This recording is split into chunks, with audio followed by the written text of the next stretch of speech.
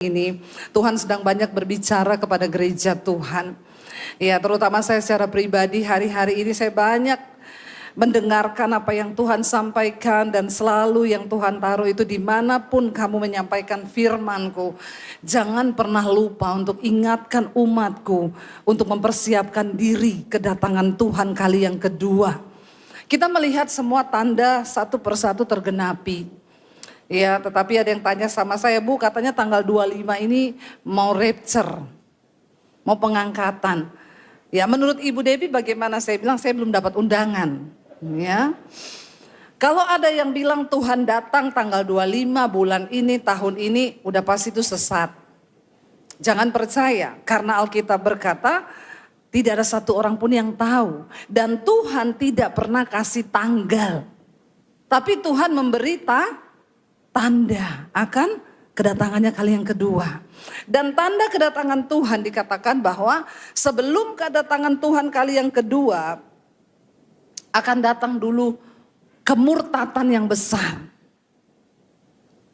Apa itu kemurtatan yang besar? Orang pindah agama, meninggalkan Tuhan Yesus? No. Orang masih datang ke gereja.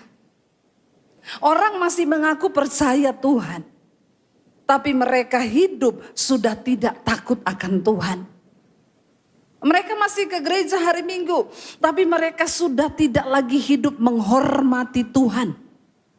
Mereka ke gereja hari Minggu, tapi mereka tetap bersinah. Mereka tetap melakukan dosa. Mereka tidak menganggap bahwa penghukuman Tuhan itu akan datang. Kemurtatan rohani itu terjadi sebelum Tuhan datang. Homoseksual tetap nyaman ke gereja. Yang lesbi tetap lesbi. Yang utang tidak bayar tetap. Enggak ada rasa takut akan Tuhan dalam hidup mereka. Dan itu akan terjadi dulu. Akan ada kemurtatan yang besar yang menimpa manusia di dunia ini. Dan kita nggak usah bicara yang lain-lain, saudara. Di sekeliling kita, bukankah kita melihat hal itu? Banyak orang Kristen. Mereka ke gereja. Tapi kumpul kebo terus. Bersinah terus. Pacaran gak kudus terus. Itu kita lihat di sekeliling kita. Kita buka televisi, berita tentang pembunuhan.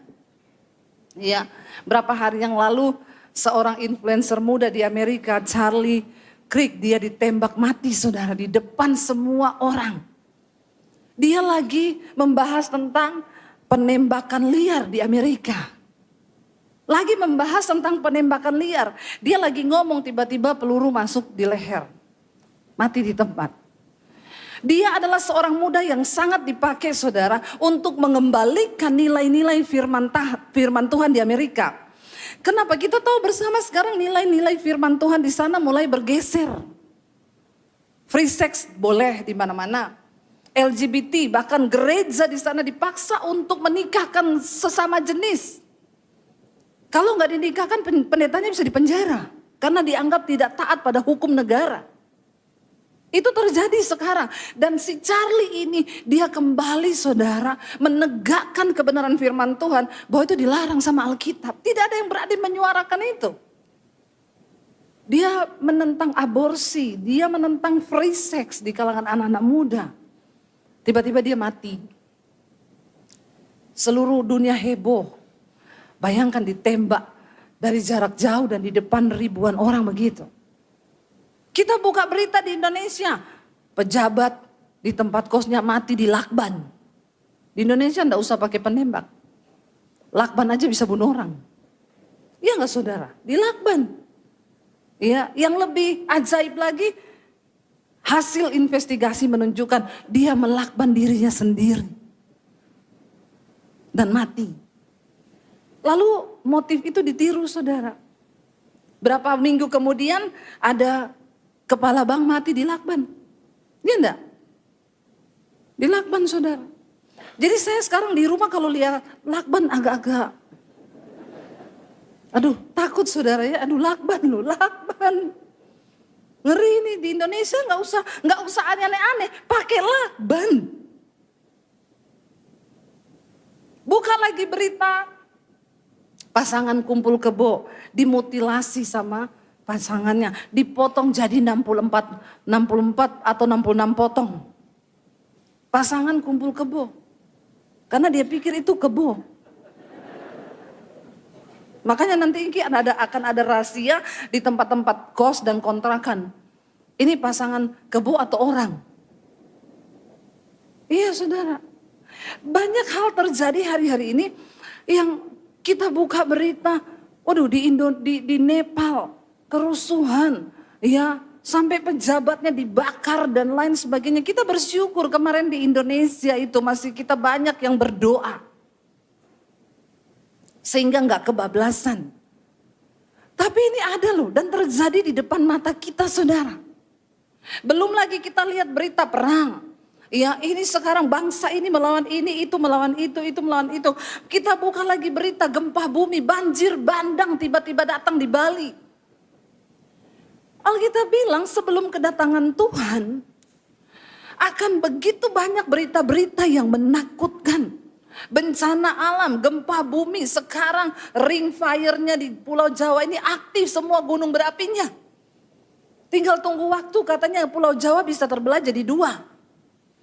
Kita nggak pernah tahu apa yang akan terjadi ke depan dan memang waktu-waktu ini adalah waktu-waktu yang singkat. Nilai kebenaran bergeser, orang hidup mencintai dirinya sendiri. Dan saya yakin dan percaya kadang tuh saya kalau mau tidur malam saya bayangkan, kalau malam ini rapture gimana ya. Kalau malam ini terjadi, makanya orang bilang, Bu tanggal 25 katanya mau rapture, saya bilang itu sesat, bisa jadi nanti malam. Loh, kita nggak pernah tahu kapan Tuhan datang saudara. Kita perlu berjaga-jaga semua, kita perlu membangun hidup kita. Kita perlu menundukkan keakuan kita kepada firman Tuhan. Karena sekarang ini banyak nilai bergeser. Ya, di Indonesia saya baca berita katanya ya kaum Gen Z ini survei membuktikan kaum Gen Z ini mereka kerja tapi mereka enggak punya tabungan. Ya, enggak usah angkat tangan. Kenapa saudara? Karena anak-anak muda ini menganut satu prinsip yang sangat tidak alkitabiah, yaitu self reward. Mereka itu harus memberi penghargaan pada dirinya sendiri. Lah gue kan udah kerja, gue gajian, ya gue layak dong. Mau gue dugem, mau gue gini, mau gue gitu. Itu gue memberi penilaian, penghargaan karena gue layak untuk dapetin ini. Gajinya 10 juta. Dia beli iPhone 17. Kenapa? Untuk memberi penghargaan buat dia. Lah kan gak cocok saudara. Akhirnya orang masuk dalam penderitaan cuma demi untuk mencintai diri, menghargai diri dan mengabaikan hal-hal yang lain di mana firman Tuhan berkata terkutuklah orang yang mencintai dirinya sendiri. Sekarang di kalangan orang-orang dunia lagi terkenal yang namanya grey divorce atau silver divorce. Itu perceraian yang terjadi di atas umur 50. Yang rambutnya udah mulai grey-grey begini. Cerai saudara. Dan satu-satu prinsip dasar dari perceraian dari grey divorce ini adalah timbul dari sebuah keinginan akan mencari kebahagiaan pribadi. Mereka punya prinsip begini dan banyak psikolog yang menyetujui nilai dunia ini berkata gini, ya iyalah lu layak bahagia lah. Ngapain lu habisin waktu hidup dengan pasangan yang gak bikin lu bahagia. Lu gak usah mikirin anakmu, lu cerai-cerai aja karena lu layak untuk bahagia. Dan tanpa disadari manusia digiring dalam prinsip-prinsip yang sangat-sangat tidak alkitabiah. Bergeser semua nilai. Dan banyak orang bilang, iyalah gue cerai aja lah. Daripada ya menghabiskan waktu dengan pasangan yang kayak begini, mau buat apa? Padahal firman Tuhan berkata apa saudara? Kita ini hidup untuk mematikan kedagingan kita. Jangan minta diri kita dihargai, jangan minta diri kita untuk bahagia, tapi minta Tuhan membentuk diri kita ini dan kita tidak hidup menurut keakuan kita. Saya selalu bilang kalau orang mau menikah, Kamu harus sadar ya, orang menikah itu bunuh diri loh. Amin. Yang muda-muda dengar, nikah itu bunuh diri. Yang sudah menikah juga, benar nggak pernikahan itu bunuh diri? Ngomong aja, nggak usah takut. Ya, kenapa saya bilang pernikahan itu bunuh diri? Karena Yesus berkata 1 tambah 1 sama dengan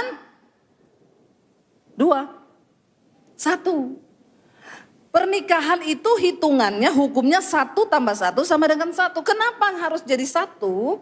Karena kalau saya menikah dengan suami saya harus membunuh separuh diri saya. Lalu saya jadi setengah, suami saya pun harus bunuh dirinya setengah, baru kita setengah-setengah bisa jadi 1. Membunuh diri kita tuh seperti apa? Waktu engkau memaksa dirimu menjadi pelaku firman Tuhan, itu kau sedang bunuh dirimu. Menyangkal diri itu ndak enak. Tapi Yesus bilang kamu gak bisa jadi muridku kalau kamu tidak menyangkal diri. Hukum dunia bilang lu ikuti dong hawa nafsumu, lu layak bahagia, jangan mau hidupmu menderita. Apalagi sekarang saudara, orang itu memakai ayat untuk menuntut orang lain. Suami-suami bilang sama istrinya gini, kamu baca tuh firman Tuhan, di sana dikatakan, hai istri, tunduklah pada suamimu seperti kepada Tuhan. Itu benar loh, itu benar loh. Alkitab yang ngomong loh. Tunduk kepada suamimu seperti kau tunduk kepada Tuhan. Maka bapak-bapak begini semua. Sabar Pak, jangan dulu kau ngangguk-ngangguk. Masih koma, belum titik. Saya mau tanya sama ibu-ibu sekarang, ibu-ibu rela nggak disuruh tunduk sama suami seperti kepada Tuhan? Ibu-ibu, tatap mata saya. Ibu kau rela? Rela Bu? Ibunya karena ada suaminya jadi malah puyeng. Iya. Tunduk sama suami seperti kepada Tuhan. Saya baca itu ayat ngeri-ngeri sedap saudara. Tapi masih koma ternyata di bawahnya. Dikatakan begini, dan kau suami kasihilah istrimu seperti Kristus mengasihi jemaatnya dan menyerahkan dirinya. Demikianlah suami harus hidup seperti Kristus hidup. Bapak-bapak tolong manggut-manggut. Silakan bapak-bapak gini. Halo. Bapak-bapak, kau nggak usah kasih istrimu ayat tunduklah pada suami. Kalau kau hidup seperti Kristus hidup, nggak usah kau suruh istrimu tunduk. Kau baru masuk di pintu pagar, istrimu gini. Monggo Pak, Ndoro. Nggak usah kau suruh dia tunduk. Kalau kau hidup seperti Kristus hidup, istri gila yang gak tunduk sama kau. Amin bapak-bapak. Pak, kau menertawakan dirimu sendiri loh Pak. Amin. Jadi sekarang ngerti firman Tuhan ya? Ngerti? Gak usah saling tuntut-menuntut. Hari ini kita mau berkata kepada diri kita sendiri. Tuntut dirimu untuk menjadi pelaku firman. Karena kalau kita tuntut orang lain, kita gak akan pernah dapat jalan keluar. Kita gak akan pernah puas dengan rumah tangga. Kita gak akan pernah puas dengan pasangan. Kita gak akan pernah puas lalu kita berpikir, iyalah cerai aja. Ngapain gua menghabiskan waktu gua hidup untuk menderita dengan pasangan yang satu ini? Gak bisa begitu. Karena firman Tuhan bilang, kita ini dibentuk oleh orang yang terdekat. Amin bapak-bapak. Mari kita belajar. Jangan saling tuntut, tapi tuntut dirimu sendiri. Biarkan standar firman Tuhan yang mengatur hidup kita dan bukan kita yang ngatur Tuhan.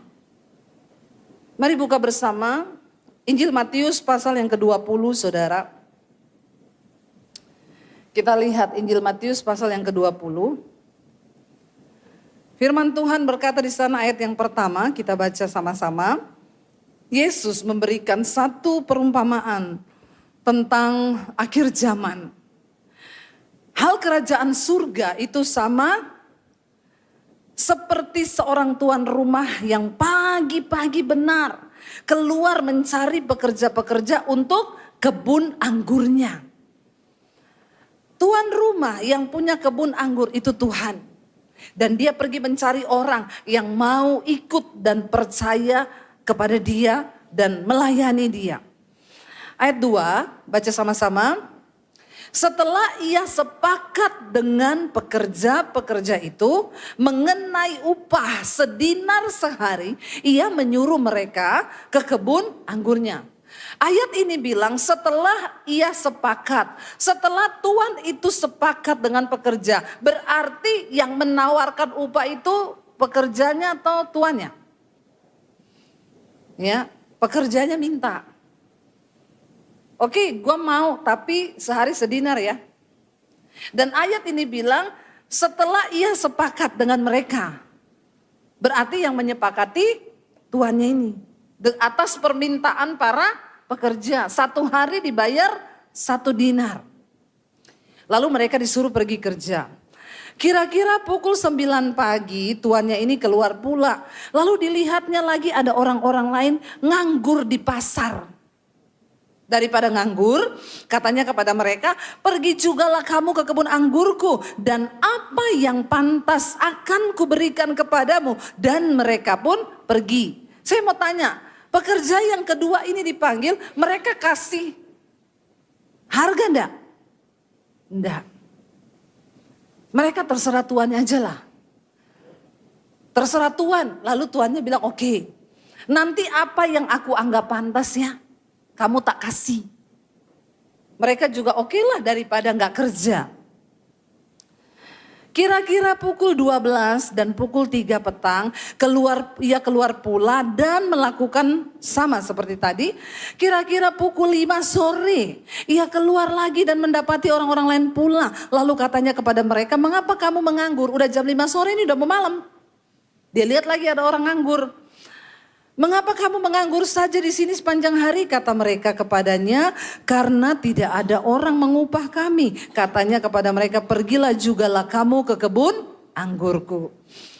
Ketika hari malam Tuhan itu berkata kepada mandornya, dia panggil mandornya, sini kamu. Kumpulin itu pekerja-pekerja itu tadi, bayar upah mereka.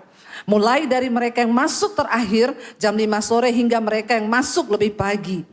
Maka datanglah mereka yang mulai kerja kira-kira pukul 5. Dan mereka menerima masing-masing 1 dinar. Ternyata yang kerja cuma 1 jam. Dari jam 5 sampai jam 6 dikasih 1 dinar. Karena tuannya bilang, aku akan kasih kamu apa yang pantas bagimu.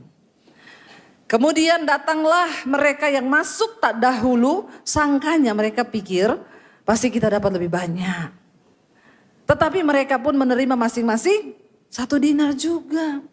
Ketika mereka menerimanya maka bersungut-sungutlah mereka kepada Tuhan itu.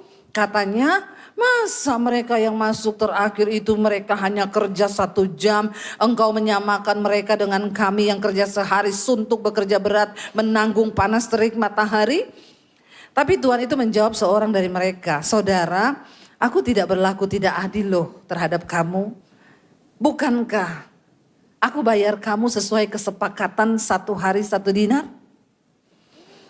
Ambillah bagianmu dan pergilah. Aku mau memberikan kepada mereka yang masuk terakhir itu sama seperti kepada kamu. Tidakkah aku bebas mempergunakan milikku menurut kehendak hatiku? Atau iri hati ke engkau karena aku murah hati? Demikian dikatakan, baca sama-sama, demikianlah orang yang terakhir akan menjadi yang terdahulu dan yang terdahulu akan menjadi yang terakhir. Apa isi dari perumpamaan ini saudara? Ada orang-orang yang mengikut Tuhan, mereka memasang standar mereka untuk ukuran berkat Tuhan. Tapi ada orang yang ikut Tuhan yang berkata, Tuhan apa yang pantas bagimu aku terima. Orang-orang yang memasang standar mengikut Tuhan diukur dengan standar mereka sendiri. Mereka ini pasti gampang bersungut-sungut. Mereka akan jadi orang yang suka membandingkan kehidupannya dengan kehidupan orang lain. Dan mereka cenderung menuduh Tuhan tidak adil. Padahal Tuhannya bilang, loh kamu kan minta sedinar sehari.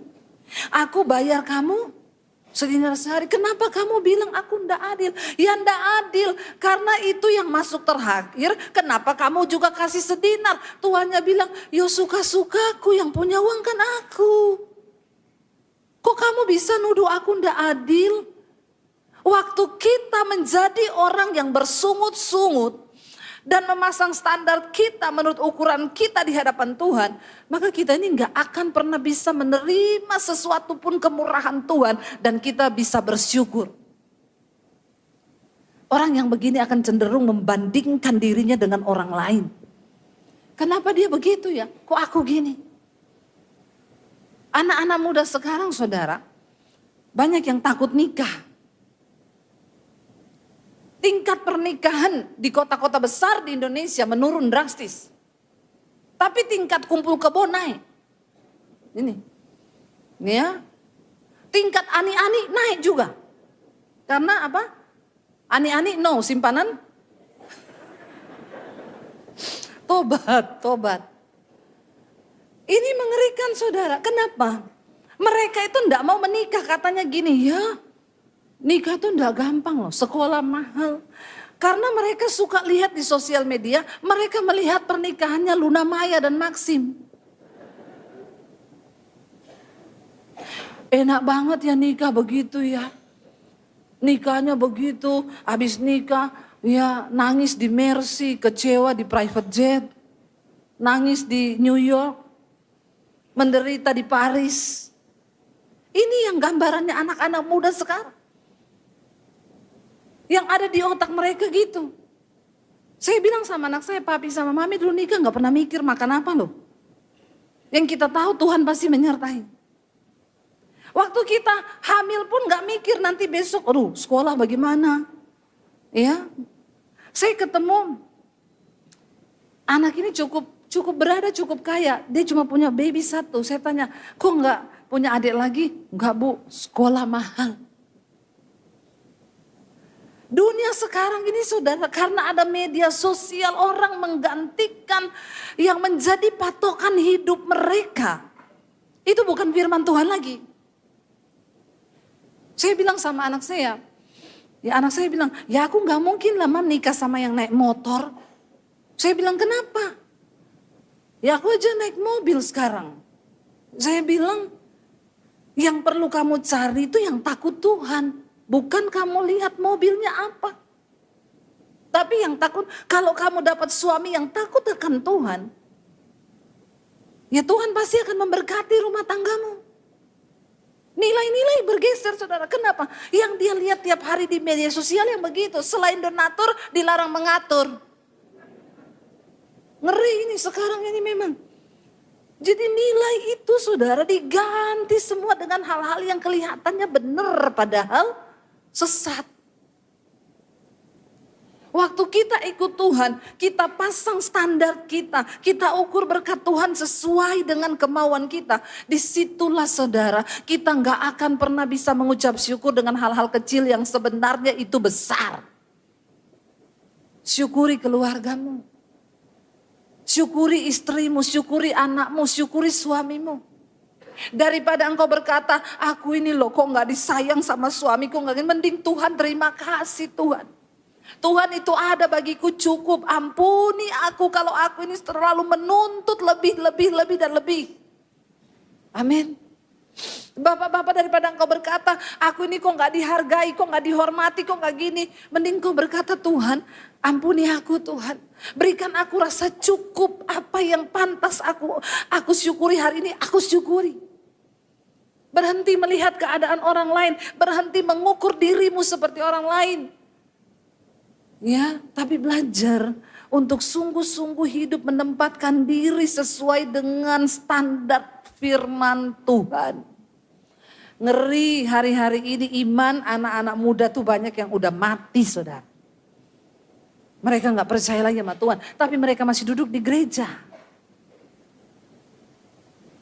Karena guru mereka sekarang AI. Iya, anak-anak muda sekarang pinter. Iya, dia tanya apa semua tanya sama AI. Kemarin suami saya ngomong, aku mau ngajak-ngajak omong nih AI ya. Saya dengar saudara, suami saya di hotel gini, enaknya ngapain ya? Dibalas sama itu perempuan AI. Dia bilang, oh kamu bingung mau ngapain? Bergerak sedikit lah biar nggak bosen. Terus suami saya tanya gini, gerak apa maksudnya? Olahraga ringan mungkin, treadmill atau jalan-jalan. Terus suami saya balas, tapi sekarang saya lagi di hotel.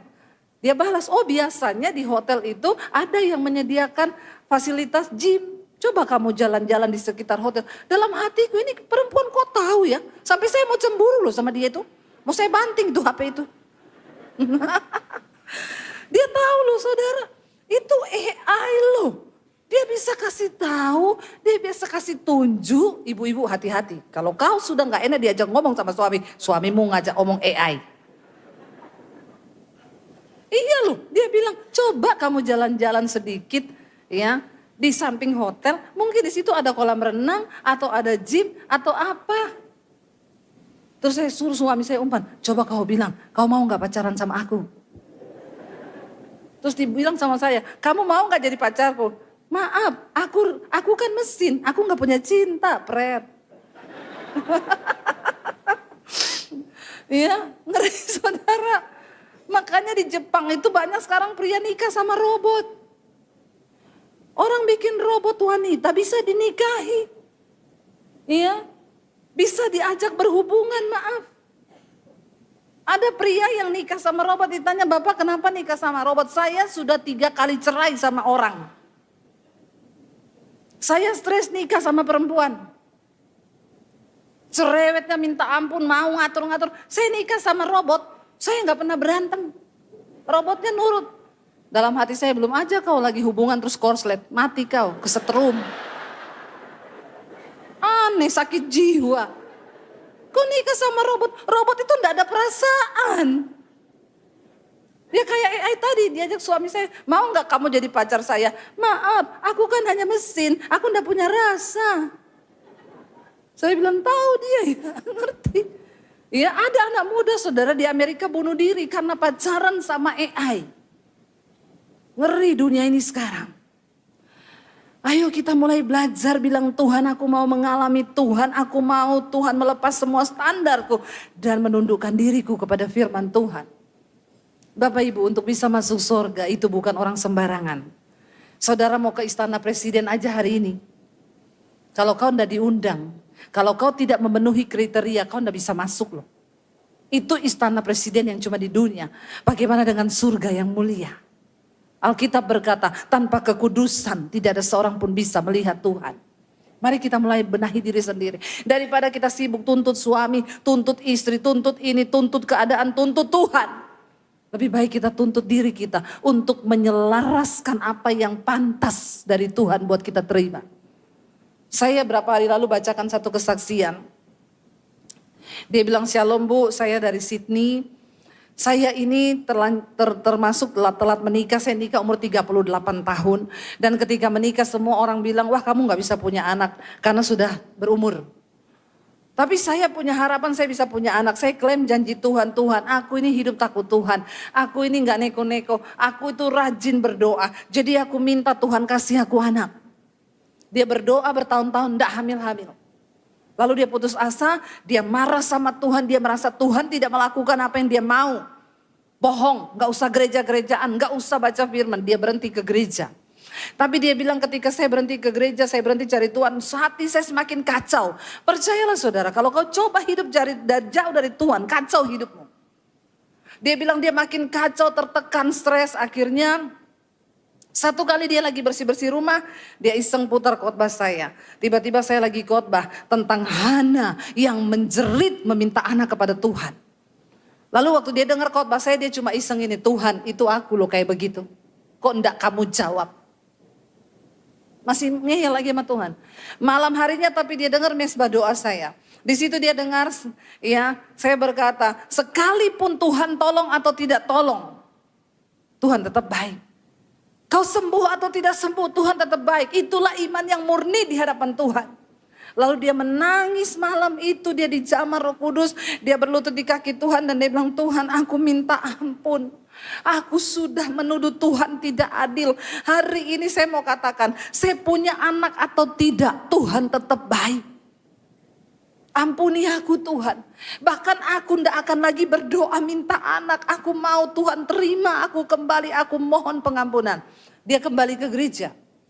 Tahun lalu saya pelayanan di Sydney sama suami. Dia dengan suaminya datang saudara ke gereja dan bertemu kami. Ini fotonya ada. Dan mereka minta untuk didoakan. Dan dia bilang begini, Bu, setelah berapa minggu ibu pulang dari Sydney, tiba-tiba saya tidak menstruasi. Saya pikir, sudahlah berarti memang sudah mau stop kali menstruasinya. Saya biarkan 1 minggu, 2 minggu, hampir 1 bulan saya takut. Saya periksa ke dokter. Dan ternyata dokter menyatakan dia hamil. Dan kemarin saya ke sana, anaknya itu sekarang ini saudara.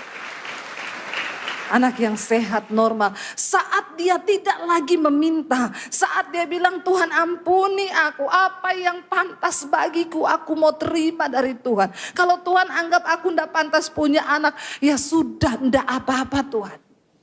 Sebenarnya di balik setiap peristiwa dan persoalan yang terjadi di hidup kita, Tuhan cuma mau lihat satu. Apakah engkau punya iman yang murni atau tidak di hadapan Tuhan?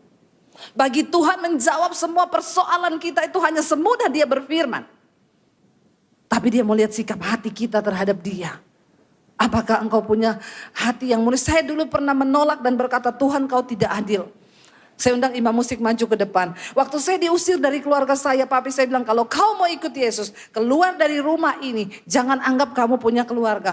Waktu itu saya nggak tahu mau hidup di mana. Saya keluar dari rumah saudara, tidak bawa uang. Bahkan tidak boleh bawa ijazah. Saya nangis dengan bercucuran air mata. Saya bilang, Tuhan kenapa kau tidak adil? Saya cuma pengen hidup benar Tuhan. Tapi saya tarik kembali perkataan saya itu. Dan saya bilang, Tuhan engkau yang lebih tahu. Walaupun hari ini saya tidak mengerti saya akan jadi apa ke depan. Aku cuma percaya rencana Tuhan itu pasti yang terbaik bagi hidupku. Amin saudara. Dan hari ini saya bilang, Tuhan terima kasih. Karena waktu itu aku diusir dari rumah. Kalau saya tidak diusir dari rumah, saya tidak akan pernah jadi Debbie Basir seperti hari ini. Hidup saya tidak akan jadi berkat.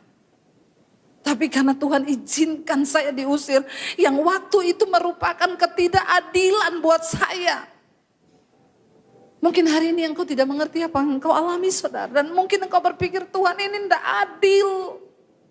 Tuntut dirimu hari ini di hadapan Tuhan. Dan bilang Tuhan aku mau menerima semua yang Tuhan izinkan itu jika itu memang pantas. Aku belajar mensyukuri. Dan aku tidak akan menyerah. Bangkit berdiri bersama saudara. Di hadapan Tuhan.